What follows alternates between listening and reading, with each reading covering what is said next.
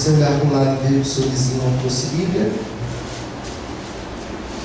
chame ele e fala assim: vem para cá, vamos ler junto. Evangelho segundo escreveu João, capítulo 6. Na minha Bíblia tem um título que diz assim: a primeira multiplicação dos pães e peixes. Versículo 1. Quem já encontrou, diga amém. João 6, versículo 1. Depois disso, partiu Jesus para o outro lado do mar da Galileia, que é o de Tiberíades, e a grande multidão o seguia, porque via os sinais que operava sobre os enfermos. Jesus subiu ao monte e assentou-se ali com os seus discípulos, e a Páscoa, a festa dos judeus, estava próxima. Então Jesus, levantando os olhos e vendo uma grande multidão, ia ter com ele, disse, aqui tem um nome, qual o nome diz aí? Filipe é um dos apóstolos. Onde compraremos pão para estes comerem? Mas dizia isto para o que diz aí? O que Jesus queria fazer com ele? Queria o experimentar. Olha que interessante agora. Porque ele bem sabia o que havia de fazer. Filipe respondeu-lhe: 200 dinheiros de pão não lhe bastarão, para que cada um deles coma um pouco. E um dos seus discípulos, André, irmão de Simão, Pedro, disse-lhe: estás aqui um rapaz que tem 5 pães de cevada e 2 peixinhos, mas que é isto para tantos? E disse Jesus: manda sentar os homens. E havia muita relva, muita grama naquele lugar, e assentaram-se, pois, os homens em número de quase 5.000. Tomou os pães e, havendo dado graças, repartiu pelos discípulos, e os discípulos pelos que estavam assentados, e igualmente também os peixes, quanto eles queriam. E quando estavam saciados, disse aos seus discípulos: recolhei os pedaços que sobejaram, para que nada se perca. Recolheram-no, pois, e encheram. Quantos cestos diz aí? 12 cestos de pedaços, dos 5 pães de cevada que sobejaram aos que havia comido. Vendo, pois, aqueles homens o milagre que Jesus tinha feito, diziam: este é verdadeiramente o profeta que devia vir ao mundo. Sabendo, pois, Jesus que haviam de vir arrebatá-lo para o fazer rei, tornou a retirar-se. Ele, diz aí, ele só para o norte. Vamos orar. Soberano Deus e Pai, fala conosco nesta noite através da palavra. Acabamos de ler João capítulo 6. É um texto que fala da primeira multiplicação dos pães e peixes. Eu te peço, Senhor, venha nos ensinar, venha falar ao nosso coração através desta palavra que acabamos de ler. Revela, Senhor, o meu querer e a tua vontade, em nome de Jesus. Amém e graças a Deus. Será que você pode aplaudir e glorificar o Senhor nessa noite?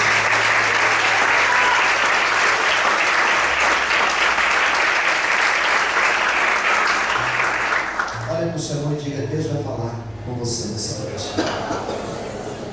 Queridos, temos aqui um texto do Evangelho de João, o Evangelho que João escreve sobre Jesus.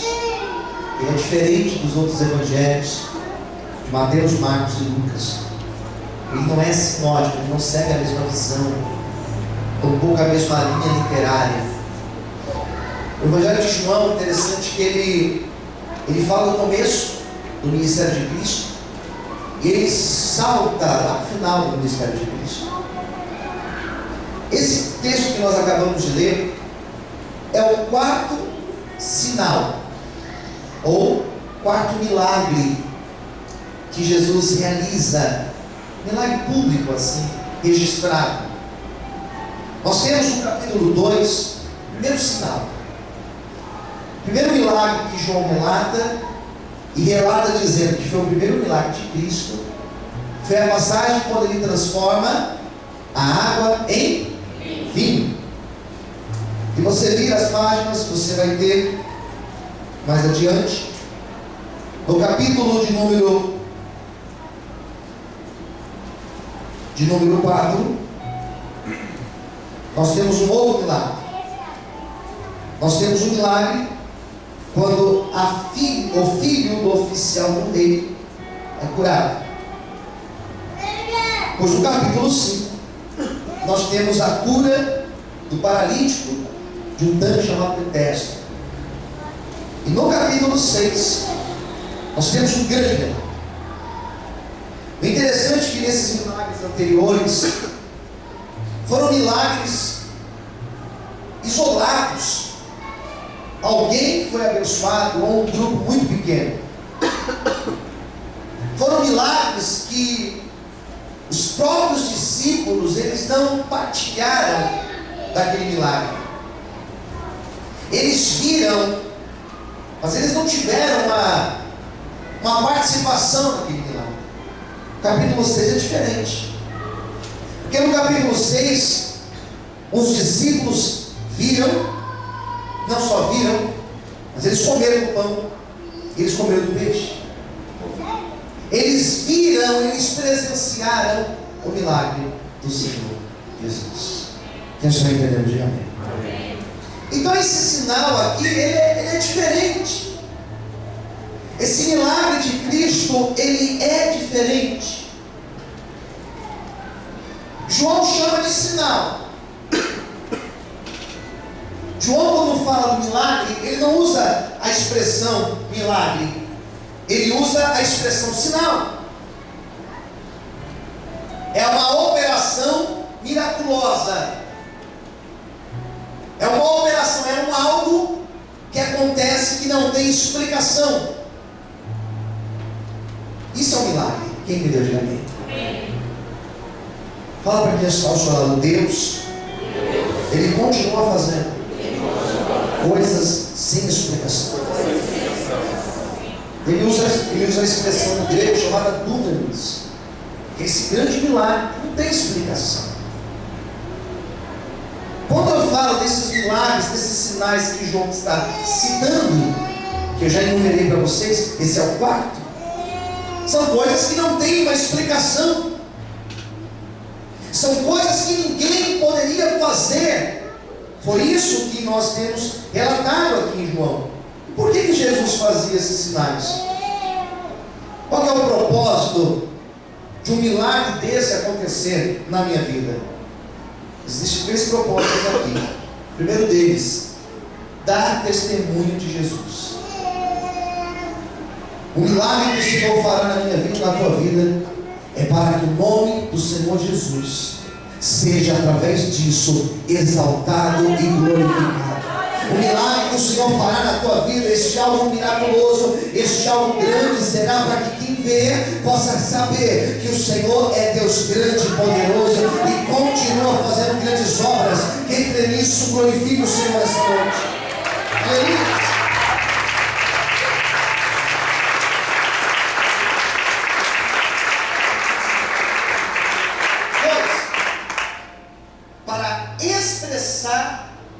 O amor compassivo de Jesus Cristo.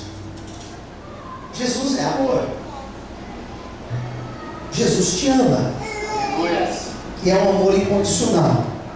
Ele te ama do jeito que você é, com os defeitos e com as suas qualidades. Posso ver amém? E para que mais? Terceiro e último, para evidenciar tempo de salvação, para que haja salvação através deste sinal. É lindo quando através dos nossos testemunhos vidas são alcançadas por Deus. É lindo quando através do nosso testemunho vidas são abençoadas. É lindo quando através do nosso testemunho vidas são alcançadas e libertas para a glória de Deus. Esse ano de 2015 eu quero declarar que muitos sinais irão acontecer na tua vida. Levanta sua mão direita ao céu agora. Eu quero profetizar que nesse ano de 2015 acontecer para que através de cada um deles vidas sejam alcançadas, libertas e abençoadas em nome de Jesus. Quantos podem aplaudir e glorificar o Senhor? Aleluia! Pode dizer glória a Deus por isso? Vamos entrar no texto. Jesus agora, ele é acompanhado por uma grande multidão. Ele vai atravessar de um lado para o outro do mar da Galileia, diz o texto. E os enfermos eram curados, as pessoas iam e testemunhavam os milagres. E diz a Bíblia que ele chega agora em um lugar deserto. Era um lugar, o que diz a Bíblia? Deserto. Quando a gente fala de deserto, falamos de luta. Quando alguém chega para você e fala, olha, eu estou passando por um deserto, essa pessoa está dizendo, estou passando por uma grande luta. Só que deserto é o lugar onde maiores milagres acontecem. Quando a gente está na fase de passar por deserto, é sinal que milagres, coisas gloriosas vão acontecer. Esse texto aqui, ele é uma representação do Êxodo. O povo lá no Êxodo passou no deserto. Passaram também pelo mar. É uma representação. Eles chegam nesse lugar deserto e Jesus começa a pregar para eles. Jesus começa a falar sobre o reino. Jesus começa a falar sobre a dificuldade de andar na presença de Deus. Jesus começa a falar sobre perseguições. Jesus começa a falar sobre a importância de vida de oração e jejum. Eram essas coisas que Jesus pregava. Jesus não pregava prosperidade, não pregava isso, aquilo, outro, ele pregava essas coisas. Ele está ali pregando, e diz a Bíblia que as horas começam a avançar, e já vai passando o horário, já começa a ficar escuro, já começa a passar o horário do almoço, já chega o horário da tarde, o horário do café da tarde. E daqui a pouco diz a Bíblia que um dos discípulos se aproxima de Jesus e fala o seguinte para ele: Senhor, despede a multidão, porque a hora já passou. Esse povo está com fome. Até eles voltarem para a casa deles, eles estarão morrendo de fome. Manda esse povo embora, Senhor, cada um no seu canto. Olha para o seu irmão e diga assim para ele: jamais Jesus vai despedir alguém com fome ou com as mãos vazias. Quem acredita bem? Diz a Bíblia que existiam 12 discípulos ali. 12. E Jesus olhou para um específico. Como era o nome dele? Como era o nome dele? Filipe. Sabe o que significa Filipe? Amante de cavalos. Filhos hipos. Ele é a palavra hipódromo, né? Amante de cavalos. Jesus olha para Filipe e fala para ele: onde nós vamos comprar alguma coisa para esse povo comer? Filipe olhou para Jesus e diz o texto que Jesus estava fazendo o que com ele? Experimentando. Mais alto, fazendo o quê? Experimentando ele. Porque Jesus sabia o que ia fazer. Então Jesus olha para Filipe e fala assim: onde nós vamos comprar alguma coisa para comer? Para dar para esse povo comer? Filipe se viu perante duas dificuldades. Primeira, precisava de dinheiro, e muito, para alimentar 5.000 pessoas, precisa de dinheiro. A gente alimenta 400, fazemos 400 refeições de sexta-feira. Dá um dinheiro, 400. Agora imagine 5.000 homens, fora mulheres e fora as crianças. Podemos supor que ali deveria ter pelo menos umas 20.000 pessoas, fácil. Agora imagine você alimentar uma multidão de 20 mil pessoas. Se for um pão para cada um, 20 mil pães. Vai na padaria e pede lá, me vê 20 mil pães. Quanto que vai custar? Muito dinheiro. Se for numa padaria, num lugarzinho mais simples, é mais barato. Se for naquelas padarias mais top, vai gastar um bocado. Quem concorda, diga amém. Se for aqui no ponto final da Brasilândia, é o preço. Se for na Barbote, ali embaixo, é outro preço. Ela é verdade. Quem concorda, diga amém. Amém. 20 mil homens e mulheres e crianças, aquela grande multidão, não tinha dinheiro, não tinha onde comprar, porque o lugar, diz o texto, era um lugar deserto.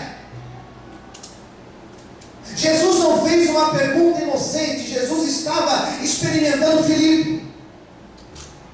Não foi Pedro, não foi João, não foi Judas, foi Filipe. Jesus queria naquele momento falar com Filipe. Eu tenho certeza que outras pessoas até gostariam de estar nesse culto de hoje. Eu tenho certeza que outras pessoas poderiam estar ouvindo esta palavra agora, mas Deus te trouxe aqui, e Deus não traz ninguém na presença dEle sem propósito. Se você está aqui, o Senhor te trouxe porque Ele tem um propósito para falar no teu coração nessa noite, e glória a Deus porque você veio, glória a Deus porque você está ouvindo esta palavra. Deus vai falar com você. Hoje você é o Filipe de Deus aqui, irmão. Quando poder aplaudir o Senhor nessa noite. Aleluia. Você pode aplaudir o Senhor?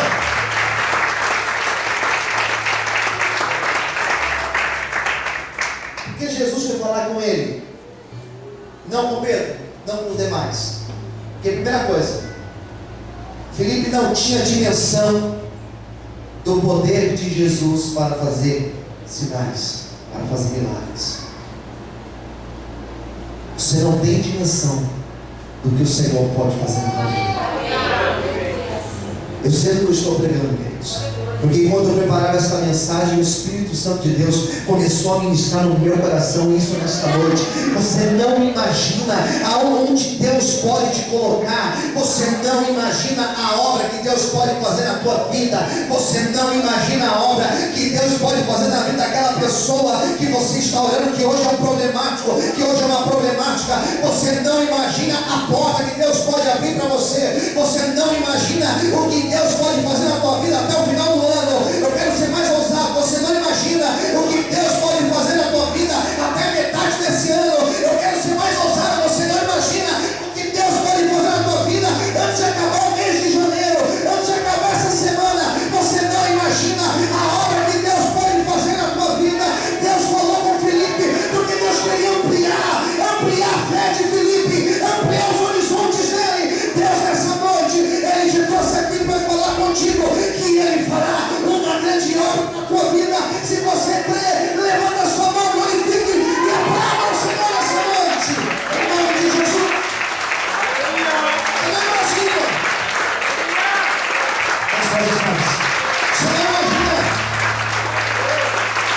Você não imagina, o que Deus pode fazer na tua vida. Em quanto tempo, pastor? Você pode fazer isso agora, irmãos. Aleluia, Deus. Deus pode abrir uma porta hoje. Deus pode tocar naquela pessoa agora. Deus pode curar a tua família hoje. Por que Jesus levou aquele povo para o deserto? Para fazer uma grande obra.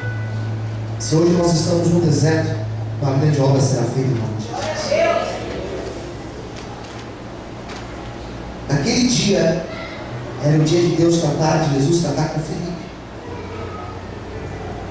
Filipe ficou sem respostas, mas Jesus sabia o que estava fazendo. Fala para quem estiver perto de você: o Senhor permanece no controle de todas as coisas. Posso ouvir amém, queridos? Deus falou com você?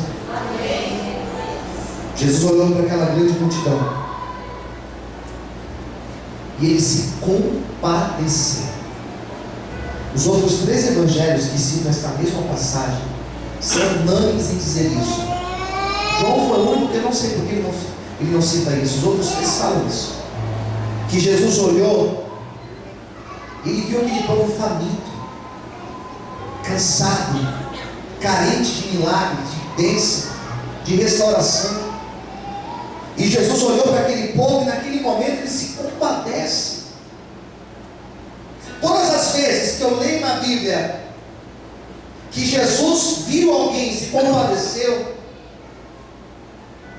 todas as vezes que eu leio na Bíblia que Deus se compadeceu do seu povo e ouviu o seu povo, eu entendo que o nosso Deus, Ele não é aquele negócio que a gente pensa às vezes, lá no trono, longe, distante de nós. Não. Deus, Ele está aí do teu lado, sentindo aquilo que você está sentindo. Fala para quem estiver perto de você, Deus está aqui do nosso lado. Porque quando eu vejo essa palavra compadecer, Ele sente a necessidade daquele povo. Ele não estava longe, mas Ele estava ali com aquele povo. Ele poderia falar: olha, vai cada um embora para a sua casa, sejam todos abençoados e cada um volta para a sua casa. Mas Ele falou: não, eu vou alimentar este povo. O meu Deus olha para o pobre. O meu Deus olha para quem não tem. O meu Deus olha para quando nós estamos necessitados. Quando eu vejo Jesus se compadecendo, eu lembro daquela passagem, quando ele viu aquela mulher viúva que perdeu seu único filho, ele se compadece dela. Eu vejo aquele Jesus que olhou para aquele pai que tinha um filho lunático, e Jesus se compadeceu daquele pai. Jesus, nessa noite, ele está se compadecendo de você. As pessoas podem ter te ignorado, as pessoas podem desprezar a tua dor, as pessoas podem te ignorar, mas Jesus, Ele olha para você nessa noite e Ele te diz: eu não me esqueci de você, eu não me esqueci do teu casamento, eu não me esqueci da tua vida financeira, eu não me esqueci da tua vida profissional, eu não me esqueci do teu projeto, eu estou olhando para você. Se você acredita nisso, levanta a sua mão, dá glória a Deus bem alto e aplauda o Senhor nessa noite. Aleluia.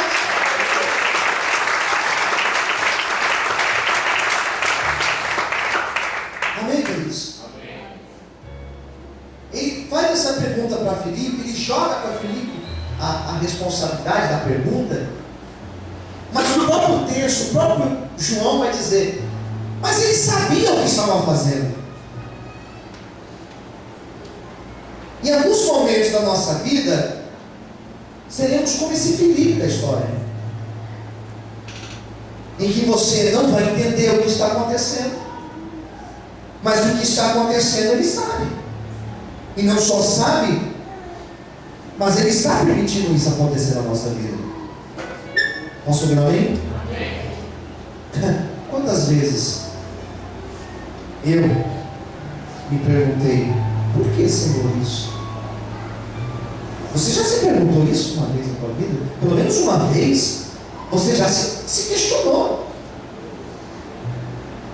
Você já olhou e falou assim: Senhor, não, naquela vez lá até merecia, mas essa vez agora não, Senhor. Por quê? Porque tem épocas que a gente está um pouco melhor, outras épocas, né? Só pela graça. Mas aqui está dizendo o seguinte: que eles sabiam o que estavam fazendo. Eu quero confortar o seu coração nessa noite,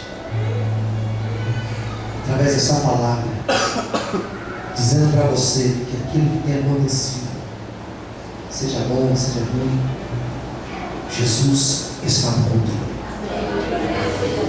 E não só está no controle, eu vou além, Ele está no controle e tem mais, Ele tem um propósito em cima disso. Eu vou até além, ele não somente tem um propósito, mas Ele tem um propósito bom para a tua vida. Ele não só tem um propósito, Ele não só tem um controle, mas Ele tem um plano bom para você, porque a Bíblia diz que tudo aquilo que acontece coopera para o nosso bem. Hoje eu não entendo, mas amanhã eu vou olhar para trás e vou dizer: glória a Deus por isso, porque aconteceu, porque Deus permitiu, porque essa situação veio. Hoje eu estou vivendo realmente a plenitude do Senhor na minha vida.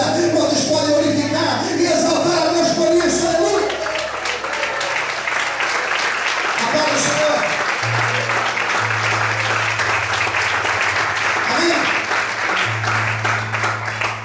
O que Jesus queria mostrar nessa passagem? Diz a Bíblia que teve com um tal de André, que falou assim: Senhor, tem um rapazinho aqui que arrumou uma comida assim. O que ele tem aí? Olha, tem 5 pães aqui de cevada, aquele pão caseiro gostoso, sabe? Tem 5 pães aqui. Ele tem 2 peixes, mas são peixes pequenos, não é um peixe grande, esse peixinho pequeno, sardinha. Só que isso aqui é pouco, Senhor. Na hora que ele disse assim: isso aqui é pouco, o que Jesus disse?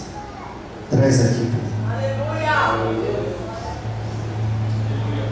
Olha para o seu amor e diz assim para ele: não existe pouco para um Deus tão grande.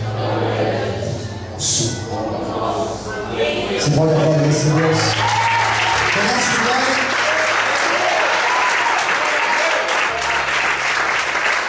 Amém? Eu imagino Jesus olhando e falando assim: pouco? Pouco?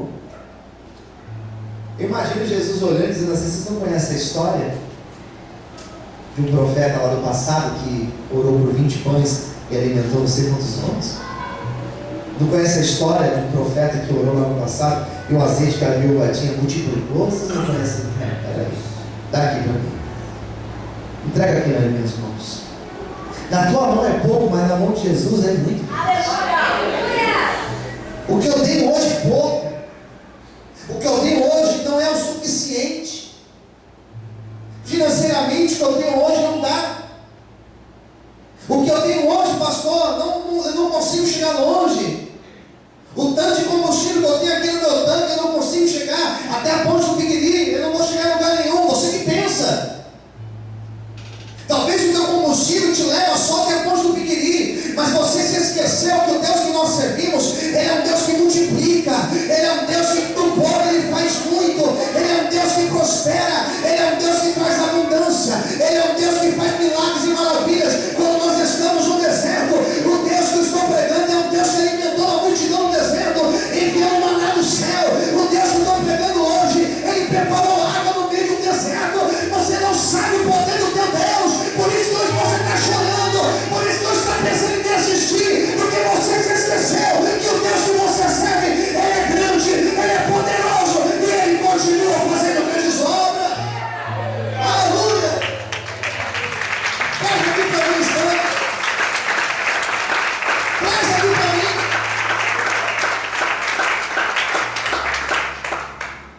O que Jesus queria mostrar para Natanael? Ou melhor, para Felipe?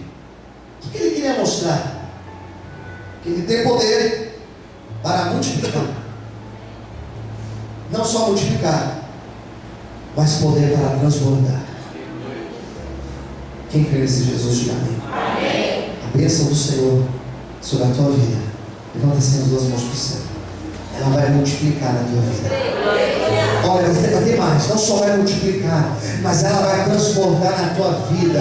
O que Deus vai fazer sobre ti, o que Deus vai fazer na tua vida, na tua família, meu Deus, não somente vai abençoar a tua vida, mas quem estiver ao teu lado também será abençoado pelo Senhor Jesus. Recebe essa profecia sobre a tua vida. Toma posse e aplaude o Senhor bem forte. Aleluia. Pode glorificar o Senhor.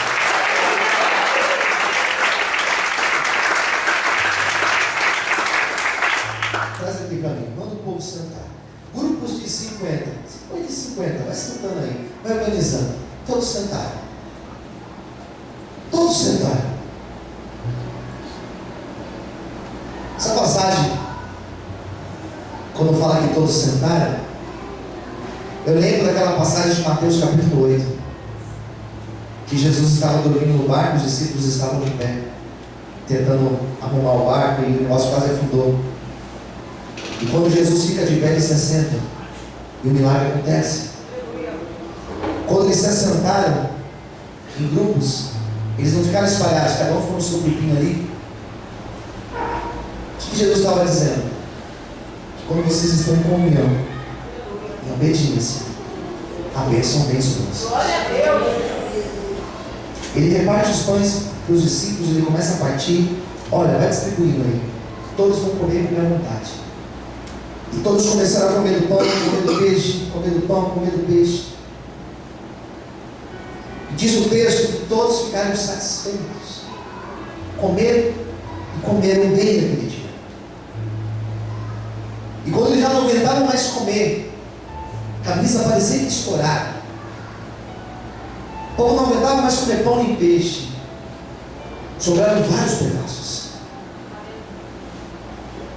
Diz o texto da palavra do Senhor, olha o que diz aqui. Aí no capítulo de número 6, versículo 13. Recolheram-no, pois, e encheram 12 cestos